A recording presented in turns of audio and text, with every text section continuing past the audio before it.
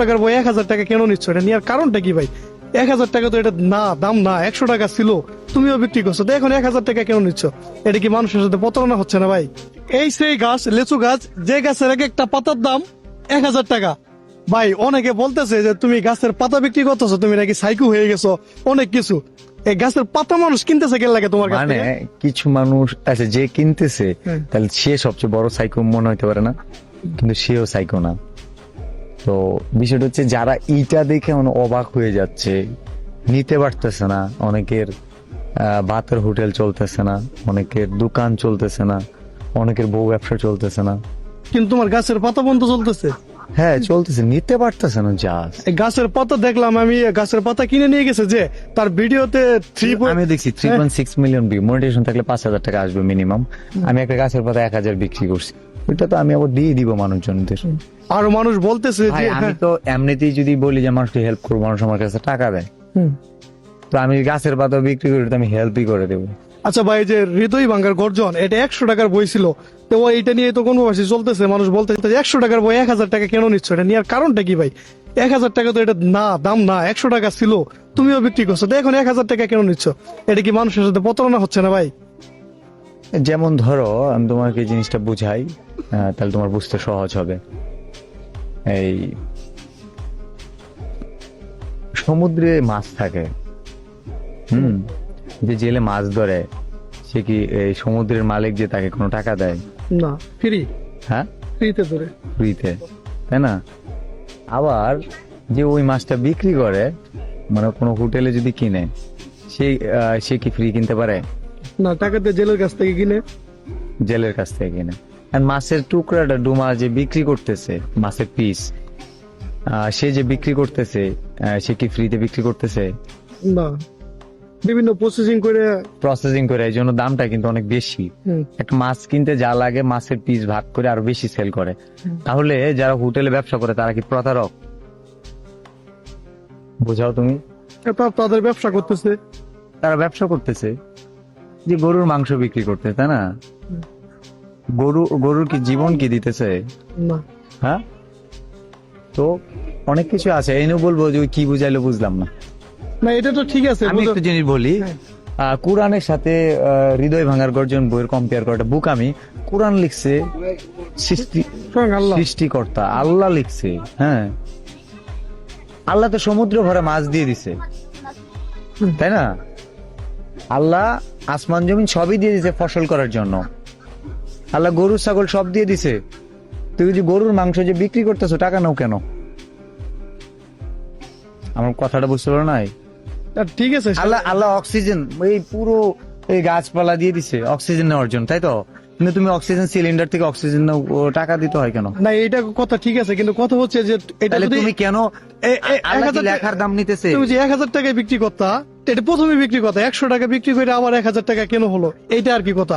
অনেকে বলতেছে যে এই বই থেকে ভিডিও করলে আচ্ছা, ভিউ আসে, আমি বলি, এজন্য বিলাল আমি ভাই যখন- দাম বাড়াই দিছে। না না, এটা না। আমি যখন বইটা প্রথম প্রকাশ করি, এটা হচ্ছে 2024 জুনের 1 তারিখ, তখন বইটা মূল্য ছিল 100 টাকা। 100 টাকা আমি তো নিজে জানি। And তখন আসলে আমার 100 টাকা বিক্রি করলে ওই বইটা থেকে যে লাভটা হইতো, সেটা আমার ওই সময়টাতে ক্যাপচার করা গেল। কিন্তু একটা সময় আমি যখন অনেক ব্যস্ত হয়ে যাচ্ছি, যেমন আমি তো 12,000 টাকা ইনকাম করতাম, আমি আমার টাইমটাকে দিতে পারতেছি না। তো সেই জায়গা থেকেই কিন্তু আমি চাকরি ছেড়ে দেওয়া, বুঝতে পারতেছো? তো আমি বই আর সেল করতে পারতেছি না।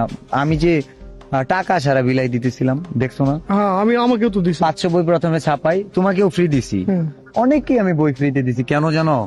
আমি এমন একটা ভিজিটে আমি ফেস করছি যে একটা বই 100 টাকা বিক্রি করব, সে যে আমার একটা 500 টাকা নোট দিবে, আমি যে ভাঙতি এনে ওই টাকাটা ফেরত দিব, আমার এই টাইম টুকের মধ্যে তার চেয়ে বেশি টাকা ইনকাম হয়। বুঝতে পারতেছো বিষয়টা?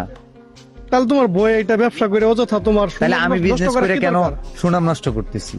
আচ্ছা, আমি তোমার আনসার দেই। আমি যতদিন বেঁচে আছি, আমি ততদিন সুযোগ আছে যে আমার সাইন করা, ততদিন আছে আমার মানুষকে সময় দেওয়ার, অডিয়েন্সকে কাছে নেওয়ার। ঠিক আছে? আমি যখন থাকবো না, এই বইটা তার কেউ সাইন করবে না। তখন সাইন সহ একটা বই যদি চায়, আমি কোটি টাকা দিয়েও দিতে পারবো না। সম্ভব হয়তো যার কাছে আছে এটা হচ্ছে একটা জায়গা। And একটা জিনিসের দাম মানে অনেক বেশি তোমার কাছে মনে হইতে পারে আপেক্ষিক ভাবে। তুমি যদি একটু ডিপলি চিন্তা করো যে এই বইটা যে লিখছে সে কোন কনসেপ্ট লিখছে, কন্টেন্ট ক্রিয়েটরদের জন্য। আর কন্টেন্ট ক্রিয়েটরদের ফিউচার বা কন্টেন্ট ক্রিয়েটরদের ক্যারিয়ারটা ডলারের সাথে। তোমার মনে হয় না যে একটা ভিডিও তুমি আজকে বানাইলা, 5 মিলিয়ন ভিউ হয়ে গেল, 10,000 টাকা চলে আসলো, কিন্তু সারাদিন যে তোমার ফ্যামিলির অথবা পরিচিত কোনো মানুষ সারাদিন গাধার মতো খাটতেছে, তাই না? ও দিন শেষে 500 টাকা পাইতেছে, তাইলে তাহলে তারা যে 500 টাকা দিতেছে সে প্রতারণা করতেছে। বিষয় আছে। তোমার কি মনে হয় না যে তুমি ফেসবুকে ভিডিও করে তুমি মাসে 3-4 লাখ টাকা 5 লাখ টাকা ইনকাম করতেছো মানবতার ভিডিও বানায়া, কিন্তু তোমার হোটেলের কর্মচারীকে তুমি 20,000 টাকা স্যালারি দিচ্ছ?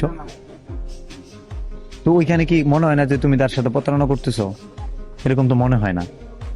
প্রত্যেকটা সময় একটা জিনিসের ডিপেন্ড করে পারিপার্শ্বিক অনেক কিছু আচ্ছা ঠিক আছে, এটা বুঝতে। এতে এখন বিষয়টা হচ্ছে আরেকটা বিষয়, তোমার এই যে 1,000 টাকার বই, এটা শুধু 1,000 টাকার বই না বলে $8.25 বলো। আচ্ছা ঠিক আছে, কেন জানো? আচ্ছা যাই হোক, এটা ক্লিয়ার করি। মানে এই বইটা শুধু যারা কন্টেন্ট ক্রিয়েটর তারাই কিন্তু নিচ্ছে না, তোমাকে যারা ভালোবাসে সাধারণ লোক তারাও কিন্তু আগ্রহ যে বিলাল ভাইয়ের একটা বই আমি পড়বো। তো আচ্ছা, সেক্ষেত্রে আমি তো তাদের কাছে 1,000 টাকা বেশি হচ্ছে না? আমি আমি আমি বলতেছি, এই যে আমার ঘরটা দেখছো না, হুম।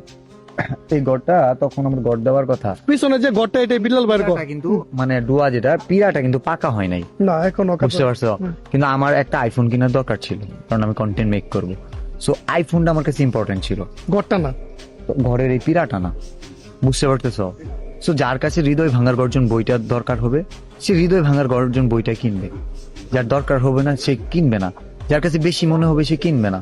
চাইলে সোশ্যাল মিডিয়াতে এগুলো এখন আপলোড করা আছে, বা ছন্দ কবিতা আমার বলাও আছে, এগুলো থেকে লিখে নিতে পারবে। সুন্দর একটা কথা বলছো। সুন্দর কথা বলছি, সুন্দর হয়েছে। এইটুকুই যথেষ্ট বোঝার না। ফ্যান ফলোয়ার যারা আছে তাদের হ্যাঁ, ব্যাপার আছে। অনেক ভাবে নিতে পারে।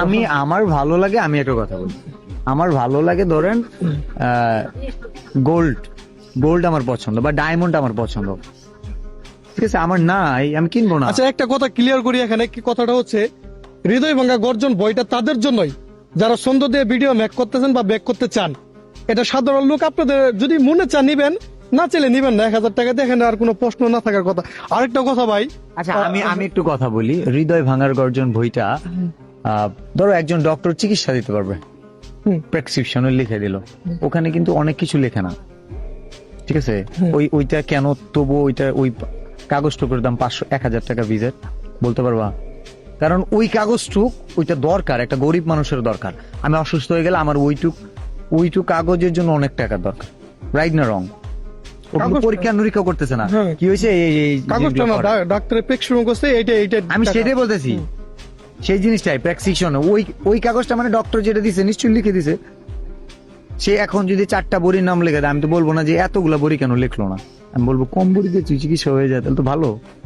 তাহলে একটা ডক্টর তার এই একটা প্রেসক্রিপশনে 1,000 টাকা চার্জ করতে পারে, এন্ড ওইটা রুগী দিতে পারে যার এফোর্ট আছে, যে অসুস্থ, যার লাগবে, তাই তো? তো এখানে সহজ ভাবে যদি আমি 64টা পৃষ্ঠা লিখতেছি, তো যাদের লাগবে তারা নিবে। তো সহজ ভাবে বলতে গেলে আমি বেশি কেন লিখি নাই, অনেক আছে, অনেক ব্রেনলেস অনেক মানুষজন আছে বুঝে না কেন বেশি লিখি নাই। মোবাইলের ধরো তোমার একটা পাসওয়ার্ড, তুমি কি 20-50টা সংখ্যা দিয়ে পাসওয়ার্ড দাও? না, সম্ভব না। পাসওয়ার্ড 15-20 দিয়ে দেওয়া যায় না, কিন্তু তোমার কাছে টাইম নাই, বুঝছো? টাইম নাই, ফিঙ্গার। আচ্ছা তুমি ফিঙ্গারপ্রিন্ট ইউজ করো, কেন? পাসওয়ার্ড খুলতে অনেক সময় লাগে তাড়াতাড়ি, এবং ফেস লক ইউজ করো। বাট আমি বইটা আজকের জন্য শুধু লিখি নাই, 100 ইয়ার পরে অনেক মানুষ বিজি থাকবে, মানুষ এখনো বিজি, বই টাচ করার সময় নাই। আমি খুব অল্প লিখছি, আমি আমার অল্প লেখার মধ্যে সেরাটা দেওয়ার চেষ্টা করি।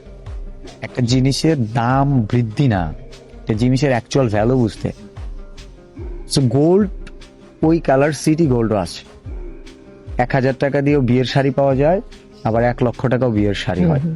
যখন তোমার 1 লক্ষ টাকার বিয়ের শাড়ি কেনার এফোর্ড নাই, তুমি 1,000 কিনবা। যদি এফোর্ড হয় তুমি 10, 20, 30 হাজার, বিভিন্ন ধরনের আছে। এখন থরস বিলাল একটা বই লেখছে, ঠিক আছে?